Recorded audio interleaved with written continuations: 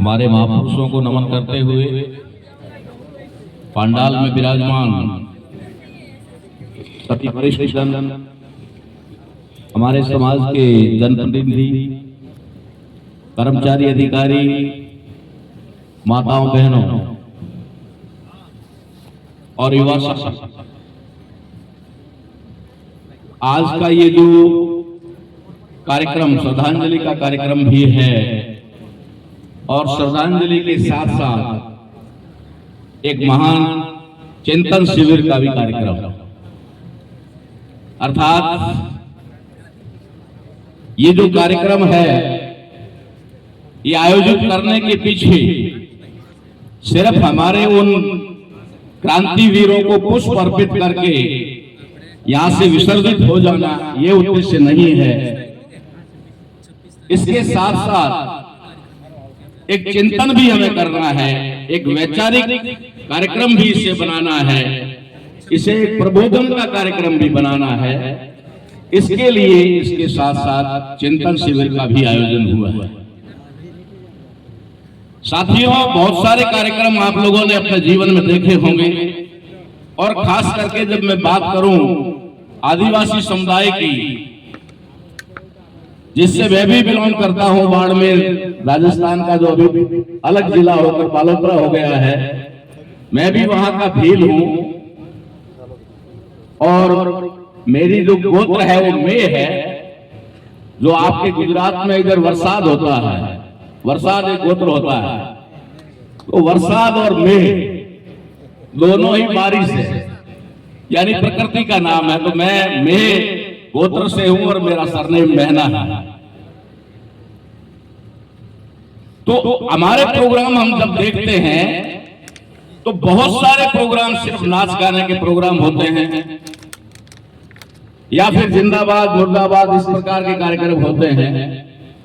वैचारिक कार्यक्रम शायद आप लोगों ने हमारे जो क्रांतिकारी साथी भंवर जी परमार है, इनको जो वैचारिक गुरु का दर्जा दिया है, शायद सोच समझ के दिया होगा। और ये वैचारिक गुरु है तो इसका मतलब है कि इनके द्वारा आयोजित किया जाने वाला कोई भी कार्यक्रम वैचारिक ही होगा। इसलिए मैं आपको यहाँ पर कुछ बातें समझाना चाहता हूँ। समय का अभाव है, मुझे भी पता है, फिर भी कोशिश करूंगा कि कम से कम समय में अपनी बात रखूं। साथियों, इस मंच पर आने के बाद में दो बातें होती हैं। एक बात होती है जो मंच पर हमारी तरह आता है उसकी तरफ से बोलना या फिर भाषण देना, बोलना, और दूसरा वही बात है भाषण देना।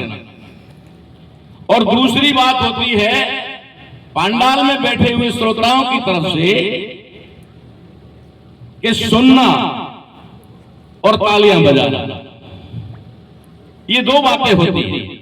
इधर जो आएगा उसे सिर्फ बोलना, क्या बोलना है इससे कोई मतलब नहीं है, सिर्फ बोलना है या फिर कुछ स्टाइल में इस प्रकार से अदाओं के साथ स्पीच करना है कि आगे वाले लोग थोड़े प्रभावित हो जाएं। वो बोलना या भाषण देना उद्देश्य है और इधर सुनना और मनोरंजन करना या ताली बजाना उद्देश्य है। ये नहीं, हमारे कार्यक्रमों में ये नहीं होता है। हमारे कार्यक्रमों में इस मंच के माध्यम से प्रबोधन होता है, भाषण नहीं होता, और उद्देश्य समझाना होता है, बोलना उद्देश्य नहीं होता। अगर हमारी बात आपके समझ में नहीं आती है तो हमारा वहां से यहां चलकर आना बेकार है और आप लोगों का भी इधर का समय व्यतीत करना ये भी बेकार है। इसलिए बोलने वाले की भाषा प्रबोधनकारी भाषा होनी चाहिए और समझाने वाली भाषा होनी चाहिए। और सुनने वाले का उद्देश्य क्या होना चाहिए, सिर्फ सुनना या श्रोता बनकर ताली बजाना नहीं, उस बताई हुई बात को समझना और समझ करके उसके ऊपर अमल करना, तब तो ये वैचारिक कार्यक्रम होगा। वरना आदिवासियों का तो बात रहा है, नाचो, ढोल बजाओ, थोड़ा करो और मनोरंजन करके शाम को घर चले। तो साथियों, आज यहाँ पर जो कार्यक्रम है ये उन वीरों को याद किया जा रहा है जिनकी यह संख्या तो भले ही 1200 बताई गई है, लेकिन हमने अपनी खोज के अंदर निकाला है कि तकरीबन 2000 लोगों की यहां पर शहादत हुई है, 2000 से ज्यादा लोगों को। दुश्मन को भी प्रयागराज के आंकड़े भी छुपा रहा है यार, तो हमारा आंकड़ा बताएगा क्या वो यार? समझो, थोड़ा तो समझो, वो इतना पागल तो नहीं है। फिर बात हमारे लिए ये आती है समझने वाली, क्योंकि समझाने के लिए आया हूं। क्यों 2000 आदिवासियों ने शहादत यहाँ दी या उनकी शहादत कर दी गई, और क्यों मानगढ़ के अंदर 1200-1500 आदिवासियों को बलि कर दिया गया या शहादत दिला दी गई या मार दिया गया? ठीक इसी प्रकार से जलियांवाला बाग कांड क्यों हुआ और बिहार का चौरा चोरी कांड क्यों हुआ, इन चीजों को अध्ययन करने की जरूरत है। सिर्फ पुष्पांजलि अर्पित करके चले जाना और उनके प्रति भाव प्रकट करना ये नहीं रहेगा, वरना और शहादतें होती रहेगी और हम उन्हीं लोगों को पुष्प अर्पित करने के अलावा कुछ नहीं कर पाएंगे। थोड़े समय बाद हम भी चले जाएंगे और हम पर भी फूल चढ़ा करके आप हमारी आने वाली पीढ़ियां चली जाएंगी। सवाल खड़ा होता है, जब तक आपके दिल दिमाग में सवाल पैदा नहीं होता तब तक आप समस्या का समाधान नहीं कर सकते। आपके अंदर क्यों पैदा होना चाहिए कि क्यों यहाँ पर 1200 का हो या 2000 आदिवासियों को मारा गया, क्यों? ये क्यों तुम्हारे अंदर पैदा होना चाहिए? क्यों मानगढ़ के अंदर उन सीधे साधे भोले भाले लोगों को जो अपने उद्देश्य के लिए बैठे हुए थे, क्यों उनके ऊपर गोली चली, क्यों, क्या कैसे हुआ? इसके पीछे की कहानी आपको संक्षिप्त में बताऊंगा। इस देश के अंदर हुकूमत करने वाले अंग्रेज, आज हम लोगों को ये बताया जाता है, कहा जो सच्चाई है वो सच्चाई है कि ये सारी अंग्रेजों ने किया। मानगढ़ का कांड अंग्रेजों ने किया, जलियांवाला अंग्रेजों ने किया ना, बताया। मैं कभी कभी सवाल के साथ साथ सोचने का जब काम करता हूं तो मेरे जहन में एक सवाल खड़ा होता है कि एक तरफ अंग्रेज हमारे लोगों को गोलियों से भून रहे थे और दूसरी तरफ वही अंग्रेज हमारे लोगों को पढ़ा रहे थे, शिक्षा दे रहे थे। इसमें तो कोई झूठ नहीं है ना, ये सत्य बात है कि एक तरफ अंग्रेज हमारे लोगों को पढ़ा रहे थे और दूसरी तरफ वो गोली चला रहे थे। कारण क्या? कारण मात्र एक है जिसकी बात यहाँ पर 2-3 जगह से आई है। मैं इसको और ज्यादा तरीके से बता दूंगा आपको कि जब इस देश के अंदर, अभी भंवर जी ने बहुत लंबी इतिहास बताया, मैं उसको दोहराना नहीं चाहता, लेकिन उसका समर्थन करते हुए आगे बढ़ाना चाहता हूं कि क्यों इतने लंबे कार्यकाल के अंदर, इतने लंबे समय के अंदर हमारे लड़ाइयां लड़ी। ये लड़ाइयां लड़ने के पीछे उद्देश्य क्या था, क्यों लड़ी और किससे लड़ी, ये हमें समझ में आना चाहिए। कहीं न कहीं हमारे साथ में अत्याचार, अन्याय और शोषण हो रहा था, तभी तो हमारे लोगों ने आवाज उठाई और आवाज जो है वो लड़ाई में कन्वर्ट हो गई। तो कहीं न कहीं कोई न कोई जरूर कारण रहा होगा, तब जाके इतनी बड़ी कुर्बानियां हुई। तो यहां पर कुर्बानी किस बात की है? भारत के, संक्षिप्त में बताऊंगा आपको, भारत के अंदर जब अंग्रेजों ने नरबली जैसी महान एक कुरीति को, दूसरे नंबर पे नववधुओं को उनके घर में शुद्धिकरण के नाम पर व्यभिचार की प्रथा, सती प्रथा को, यानी जिनकी आज हम यहाँ बात कर रहे हैं, उस ब्राह्मणवादी व्यवस्था के जितने काले कानून थे, उन काले कानूनों को अंग्रेजों ने एक एक करके अधिनियम बना करके जब समाप्त करना शुरू किया, तब उन लोगों ने सोचा कि अगर अंग्रेज ज्यादा समय तक भारत में रहे तो ये हमारी पूरी व्यवस्था को खत्म कर देंगे। लेकिन सवाल खड़ा हुआ कि अंग्रेजों की इतनी बड़ी ताकत, जिनका सूर्य कभी अस्त नहीं होता है, पूरी दुनिया पर राज करने वाले अंग्रेजों को भारत के ये मुट्ठी पर बनी और ब्राह्मण लड़ कैसे सकते हैं? ये सवाल पैदा हुआ। ये सवाल पैदा हुआ कांग्रेस के 2 नेताओं के बीच में। एक उस समय कांग्रेस के लीडर हुआ करते थे गोपाल कृष्ण गोखले और दूसरे बाल गंगाधर तिलक। बाल गंगाधर तिलक गरम दल के नेता थे, लेकिन गोपाल कृष्ण गोखले थोड़ा नरम दल के नेता थे। उन्होंने देखा कि अब अंग्रेजों को यहां से नहीं भगाया तो ये हमारी पूरी व्यवस्था को तहस नहस कर देंगे। तो उन्होंने सोचा कि इस लड़ाई के लिए कौन काबिल है। ये सोच करके, जैसे हम हमारे विधायकों का चयन करते हैं, हमारे एमपी का चयन करते हैं, हमारे समाज में से करते हैं ना, कि कौन काबिल व्यक्ति है जिसको पार्लियामेंट में भेजा जाए, कौन काबिल व्यक्ति है जिसको विधानसभा में भेजा जाए।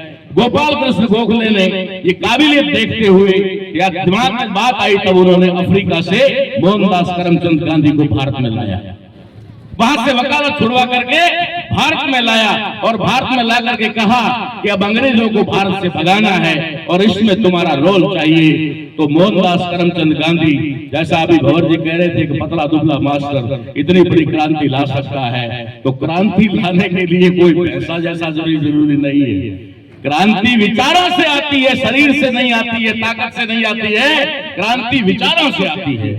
तो उन्होंने क्या किया, उन्होंने मोहनदास करमचंद गांधी को कहा कि आंदोलन भारत में खड़ा करना है अंग्रेजों के खिलाफ। तो मोहनदास करमचंद गांधी ने कहा कि ये कैसे संभव होगा।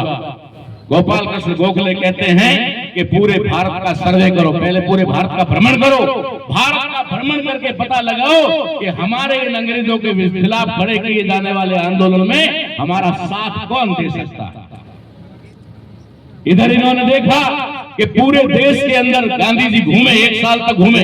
1 साल घूमने के बाद वापस गोपाल कृष्ण गोखले के पास में आए और उनको आकर के कहा कि एक समुदाय पूरे भारत में है जो एक कोरे कागज की तरह है, और वो समुदाय है आदिवासी।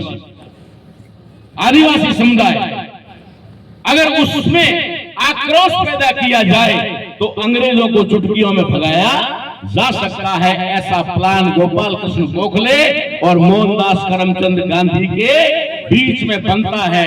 बनने के बाद में क्या होता है, गोपाल कृष्ण गोखले कहते हैं कि अरे गांधी, तेरे गले में टाई कोट है और अगर तू सूट बूट में जाएगा तो ये अंग्रेज तो तेरी चटनी बनाकर खा जाएंगे, आदिवासी तो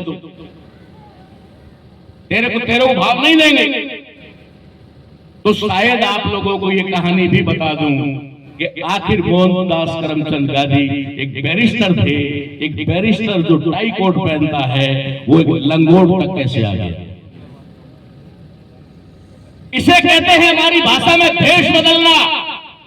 गांधी भेष बदल करके आदिवासियों के बीच में गया, लंगोटी मार करके गया ताकि आदिवासियों को लगे हमारी भी लंगोटी है, ये भी लंगोटी वाला है तो हमारा ही भाई होगा। अभी जो भारत में कांग्रेस के लोग हैं, दूसरे जो भी गांधीवादी लोग हैं, वो गांधी टोपी कर रहे हैं ना। ये रोज साहब गांधी टोपी नहीं है, ये हमारे आदिवासियों की टोपी है। मैंने आज भी आदिवासी क्षेत्रों में जाकर के देखा है कि पूरे शरीर में इतना सा भी कपड़ा नहीं है, सिर्फ डोरी से एक लंगोट बांधे हुए है, लेकिन सर पे टोपी जरूर है, क्योंकि धूप से बचने के लिए सफेद कपड़ा आज भी हमारे लोगों के सिर पे बंधा हुआ है। ये धूप से बचने के लिए टोपी थी। गांधी ने वो टोपी धारण किया, लंगोट पहना और आदिवासियों के बीच में गया। लेकिन जाकर के आदिवासियों को समझाने से, जो आदिवासी प्रकृति को मानने वाले लोग हैं, किसी के साथ शोषण अत्याचार नहीं करने वाले लोग हैं, उनको आक्रोशित कैसे किया जाए, उनके अंदर गुस्सा कैसे पैदा किया जाए, ये कार्ड करवाए। समझ लेना, ये कार्ड ऐसे ही नहीं हुए। सवाल जुड़ा हुआ है। अगर जलियांवाला बाग की बात करें या फिर हमारे गढ़वाल की बात करें, गढ़वाल के अंदर अगर 2000 से ज्यादा आदिवासी शहीद हो जाते हैं, वहां पर एक भी आदिवासी नेतृत्व के लिए क्यों नहीं था? नेतृत्व मोतीलाल तेजावत के पास में क्यों था? क्यों तनिए के पास में था? क्योंकि उस परिवार का कनेक्शन किसके साथ था? मोतीलाल तेजावत का सीधा कनेक्शन मोहनदास करमचंद गांधी के साथ है। ये इतिहास की बातें हैं जो हम खोज करके निकाल रहे हैं। आपको आपके कॉलेज स्कूल के अंदर ये पढ़ने को नहीं मिलेगा। ये इतिहास तो ऐसे मंचों पर ही मिलेगा जो हम खोज करके लाते हैं। जिस समय जलियांवाला कांड होता है, उस समय जो गुरुद्वारा शिरोमणि कमेटी है, उस गुरुद्वारा शिरोमणि कमेटी का मुखिया जो होता है वो गुजरात का ताराचंद करके बनिया, जो तारा सिंह के नाम से सिख बन करके वहां पर बैठा होता है और वो जलियांवाला बाग कांड करवाता है। इन चीजों को समझना पड़ेगा, तार कहां कनेक्टेड है। क्या हम लोग हमारे आदिवासियों को मरवाते जाएं और सिर्फ गाथाएं गाते जाएं कि हल्दी घाटी में इतने मर गए थे, उसमें इतने मर गए थे, और आने वाले समय में भी हम मरने को तैयार हैं? कब हम हमारे बच्चों को बचा पाएंगे? जब तक हम इतिहास नहीं जान पाएंगे, जब तक हमारा दुश्मन नहीं पहचान में आएगा, तब तक हम लोग ऐसे ही शहादतें देते जाएंगे। उन शहादतों का कभी हम लोग हिसाब नहीं कर पाएंगे। या फिर जैसा कि राजकुमार जी ने कहा, भौर जी ने कहा कि हमारे पास एक अवसर है, लोकतंत्र और संविधान एक अवसर है पुनः राजा बनने में। एक छोटी सी बात प्रश्न करता हूं उनकी बात के अंदर कि क्यों हमारा झगड़ा इनके साथ है। जिस महाराणा प्रताप की बात कर रहे हो, उस महाराणा प्रताप के लिए पूरे भारत में नहीं पूरे विश्व में बवाल मच गया था कि ताराराम मेहना ने कह दिया कि महाराणा प्रताप भील। एक राजपूत ने मुझे फोन करके कहा, अरे यार कि अब तो रुक जा, अभी भी कह रहा है महाराणा प्रताप भील थे। मैं कहा अगला स्टेप है कि तेरा बाप और तू भील, और इस साबित करके बता दूंगा, डीएनए के आधार पर साबित करके बता दूंगा कि इस देश के अंदर जब जाति व्यवस्था नहीं थी एमपी साहब, उस समय भारत में वंश व्यवस्था थी, और भील एक वंश है, कोई जाति नहीं है, ये वंश है, ये एक नस्ल है, एक रेस है। उस रेस में से आज कोई दर्जी है, आज कोई नाई है, आज कोई धोबी है, आज कोई भिस्ती है, आज कोई माली है, आज कोई कुमार है, वो सारा इसके अंदर से है, डीएनए एक है, वंश एक है। तो जितने हमारे पुरखे थे, जिनके साथ में हमारा कनेक्शन था, जिनके लिए हमारे लोगों ने कुर्बानियां दी, उन लोगों को हमसे अलग करके महाराणा प्रताप और अमर सिंह, महाराणा प्रताप तक सिंह नहीं है, प्रताप है, राणा प्रताप। महाराणा भी बाद में हुआ, ठीक है, महाराणा भी बाद में हुआ, सिर्फ राणा प्रताप, और उसका वंश बन करके आगे जाता है सिंह। तो जाकर के देख लो इतिहास के अंदर कि सिंह की उपाधि मिली कहां से और दी किसने। ये सिंह की उपाधि देने वाले मुगल हैं, मुगलों ने सिंह की उपाधि दी, और किनको दी? जिनको हमारे में से तोड़ना था उनको दी, हमारे में से तोड़ करके उन्हें सिंह बनाया, सिंह बना करके कहा कि तुम्हें राज ही करना है, राज भोगना है तो हमारे साथ मिलकर के भोगो। वो जैसे ही उनके साथ मिल गए, हमारे लोगों ने उनका साथ छोड़ दिया। ये सच्चाई है, इसे समझना पड़ेगा। इसलिए साथियों, ये जो कार्यक्रम हमारा है, ये कार्यक्रम इस बात को लेकर है कि चलिए उस जमाने की बातें और इतिहास चला गया, आज बात है सामाजिक, राजनीतिक, सांस्कृतिक की, आज बात है लोकतंत्र की, आज बात है संविधान की, आज बात है हमारे हक और अधिकारों की, आज बात है हमारे हुकूमत की, आज बात है हमारे हुक्मरान बनने की। हम हुक्मरान कैसे बन सकते हैं? जो कभी सपने में सोच नहीं सकता था राजकुमार रोत, वो आज दिल्ली में दहाड़ रहा है। कैसे संभव हुआ? सिर्फ संविधान और लोकतंत्र की वजह से। आज जिसका छोटा सा बीजारोपण कहीं से हुआ था, आज उसके हमारे बीच में 5-5 विधायक हैं। ये किसकी बदौलत है? संविधान और लोकतंत्र की वजह से। और हमारे दुश्मन ने आज की तारीख में अगर हिट पॉइंट और गन पॉइंट पे ले रखा है, तो भारत के संविधान को ले रखा है, भारत के लोकतंत्र को ले रखा है। वे संविधान को खत्म करना चाहते हैं, हमें संविधान बचाना होगा। संविधान बचाने के लिए जो मुहिम यहां से शुरू हुई है, उस मुहिम का मैं अपने हृदय से, मेरे प्रयास 25-30 सालों से है, 25-30 सालों से मेरे लगातार प्रयास है, और उन प्रयासों में जो कुछ भी हमसे बन सका हमने किया। कई उतार चढ़ाव आए, कई निराशा भी आई, कई जगह बिल्कुल मन कर दिया कि घर में बैठ जाएं, कई बार ऐसा मन हुआ कि सुसाइड कर लें, लेकिन इस विचार ने, इस काम ने हमें रुकने नहीं दिया, मरने भी नहीं दिया, और घर बैठने भी नहीं दिया। इसलिए शायद आज हम आपके बीच में जिंदा हैं। इसलिए साथियों, ये जो मुहिम यहां पर शुरू की गई है, इस मुहिम के अंदर कि हमें एक अलायंस बनाना, और वो अलायंस सामाजिक अलायंस, और उसके बाद में राजनीतिक अलायंस। मैं आपको उदाहरण के तौर पे बता देना चाहता हूं, अभी 2 तारीख को मैं वेस्ट बंगाल में था, जो बांग्लादेश के बॉर्डर पर मालदा टाउन जो जिला है, उसका काजोल तहसील जो बिल्कुल ही बांग्लादेश के बॉर्डर पर है, मैं 2 तारीख को वहां पर था। जो बात यहाँ अनुशासन की आ रही थी, मुझे लगा कि कांति क्या नाम अपने भौरवादा की बात थोड़ी सी असर की है, इसलिए सारे लोग अब अनुशासन में, अब थोड़ा अनुशासित दिख रहे हैं मुझे। या फिर हो सकता है इनके बोलने की वजह से वो भूल गए। अक्सर ऐसा होता है, हम लोग जब बोलते हैं तो लोग भूल जाते हैं। तो अनुशासन की अगर बात करें तो मैं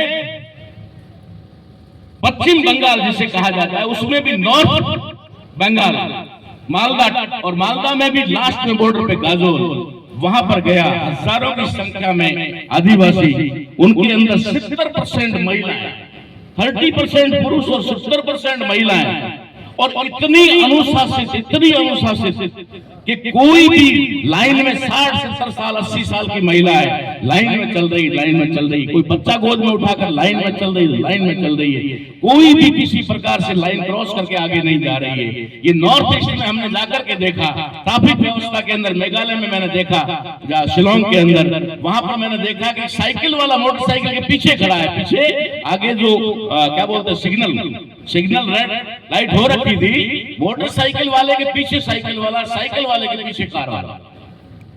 और हमारे यहाँ देखा, अगर रेलवे का फाटक बंद हो जाए फिर तो उधर से और इधर से दोनों से मिलनी चाहिए घुसने वाली। फिर क्या होगा, ना उधर वाला निकल पाएगा ना इधर वाला निकल पाएगा, जल्दी के चक्कर में 2 घंटे लेट हो जाएगा। यह अनुशासनहीनता वहां मैंने देखी है, अनुशासन। अब आप कहेंगे कि जिस प्रकार का अलायंस हमारा बन रहा है, उस अलायंस के अंदर कर्नाटक का, हैदराबाद का, आंध्रा का आदिवासी आपके साथ में जुड़ेगा, बंगाल का आपके साथ में जुड़ेगा, नॉर्थ ईस्ट का आदिवासी जो हमारे कनेक्शन में है वो आपके साथ में जुड़ेगा। ये हमारा सामाजिक अलायंस बनेगा, इसमें किसी प्रकार का किंतु परंतु नहीं होगा। और जितना हमारा नेटवर्क है पूरे देश के अंदर, वो भंवरलाल जी को पता है, वो सारे नेटवर्क को हम आपके साथ में जोड़ करके इस अलायंस को सफल करेंगे। दूसरा, राजनीतिक अलायंस की बात है, तो राजनीतिक अलायंस के अंदर जितनी भी हमारी राजनीतिक पार्टियां हैं, जो भी हैं, हम जो संपर्क में हैं, उनसे कह करके हम लोग उन्हें समझाने का प्रयास करेंगे कि मरना है या बचना है। जब इतनी बड़ी 30 बार का राष्ट्रीय स्तर की राजनीतिक पार्टियां ब्राह्मणों के शिकंजे से नहीं बच पाई, तो क्या बच जाओगे तुम लोग? तुम कभी बचने वाले नहीं है। इसलिए तुम्हें अलायंस करना होगा, लेकिन साथियों एक आखिरी अलायंस हमें करना होगा, वो समय आएगा तब वो भी होगा। लेकिन आज मैं यहां से अपनी बात में ही जरूर कहना चाहता हूं कि हमें एक आखिरी अलायंस करना होगा, और वो संवैधानिक अलायंस करना होगा, संवैधानिक अलायंस। क्योंकि हम अपनी संख्या के मुताबिक भी, क्योंकि दुश्मन भी तो इतना कोई रहमदिल है नहीं कि आदिवासियों को सबको छोड़ दो यार, कांग्रेस में से भी निकाल दो, बीजेपी में से निकाल दो, अब तो राजकुमार जी के, भंवरलाल जी के, कांतिलाल जी के साथ में कर दो। ऐसा तो है नहीं, ऐसा तो संभव है नहीं। इतना छोड़ेगा नहीं, वो तो आप में से तोड़ेगा ना, आप में से तोड़ेगा, आपके साथ जो है आज उसे कल तोड़ेगा।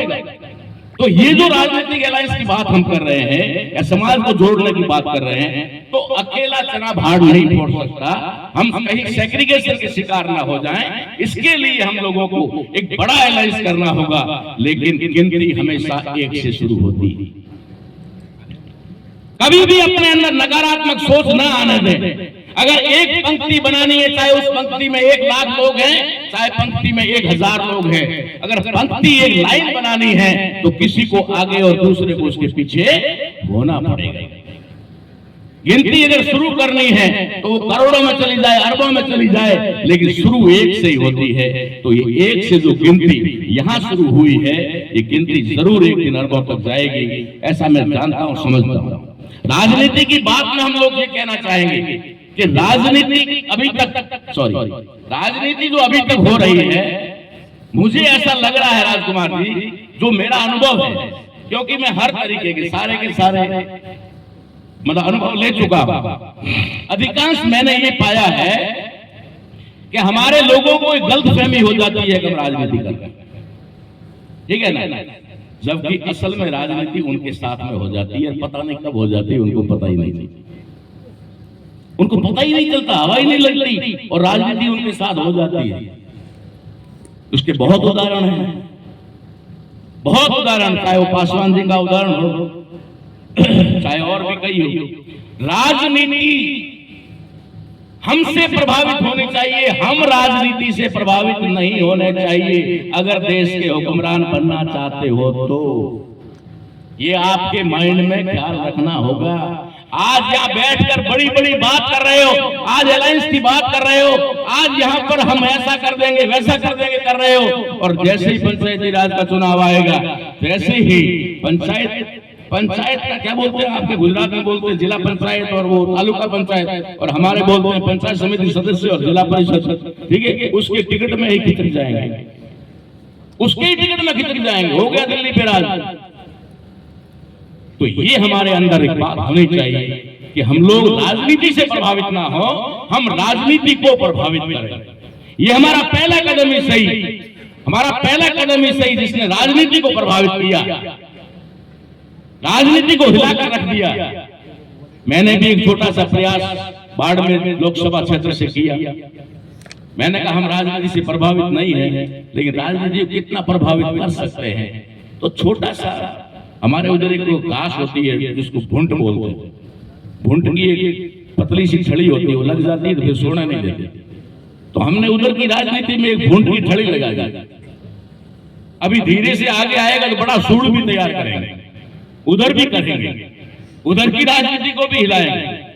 तो राजनीति को प्रभावित करना पड़ेगा, तब आपका राजनीतिक अलायंस भी सफल होगा, और हम सब मिलकर ये करेंगे। और यहाँ पर क्या है, आपको एक बात बताकर अपनी बात समाप्त करता हूं। हमारे जितने भी आईएएस है, आईपीएस है, जितने भी सेक्रेटरी है, डिप्टी सेक्रेटरी है, जो कुछ भी हमारे समाज के बीच में आज है, अरे तुम कभी राज्य चलाते थे, तुम कभी देश भी चलाते थे, जिला चलाते थे, अगर कलेक्टर हो तो जिला चलाते थे, तहसीलदार थे तो तालुका चलाते थे। अरे अब इस छोटे से समाज को तो चला लो। अब तो सीनियरिटी भी तुम्हारे पास में है, अब तो अनुभव भी तुम्हारे पास में है। अपना सारा वक्त इस समाज को चलाने के लिए दे दो, इस समाज में जाकर के समाज को जागृत करने के लिए दे दो।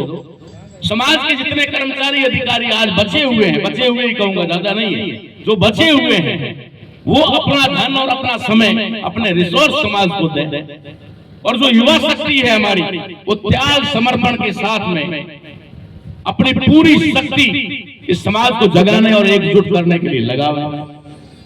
और जो भी बुजुर्ग लोग हैं, बुद्धिजीवी लोग हैं, वे एक ऐसा थिंक टैंक बनाए। दुश्मन हमेशा सफल होता है तो थिंक टैंक से होता है। हमारे पास में हमारा मार्गदर्शक मंडल नहीं है। मार्गदर्शक मंडल ना होने की वजह से हम जिधर चलते हैं उधर चलते हैं। हमारे नाक के आगे जो रास्ता है हमें सही लगता है, सही दिशा में जा रहा है। हमें दिशा देने वाला होना चाहिए, पीछे से हमारा कपड़ा खींचने वाला होना चाहिए। ए भाई लोग कहाँ जा रहा है, उधर हमारे पास में कांति भाई रोज जैसे लोग होने चाहिए जो पीछे से कपड़ा खींचे, गलत जा रहा, नहीं तो आप गलत जा रहे हो, आगे जाके कुएं में खड्डे में गिर जाओगे, कुछ नहीं होगा। इसलिए साथियों, समय के अभाव में मैं आप लोगों से यही निवेदन करूंगा कि हर बार आपके साथ में है, जहां जहां आपका आदेश होगा आपके बीच में हाजिर हो जाएंगे। क्योंकि हम भी अब ये चाहते हैं कि 25-30 साल मेहनत करने के बाद कुछ रिजल्ट हम भी देखना चाहते हैं, कुछ रिजल्ट हम भी देखना चाहते हैं। तो रिजल्ट के लिए अब हम आगे बढ़ रहे हैं और रिजल्ट मिलेगा, ऐसी उम्मीद और आशा के साथ में आपने मेरी बात को सुना, उसके लिए आप सभी का आभार, धन्यवाद। जय जोहार। Thank you sir. खुद ही को कम जितना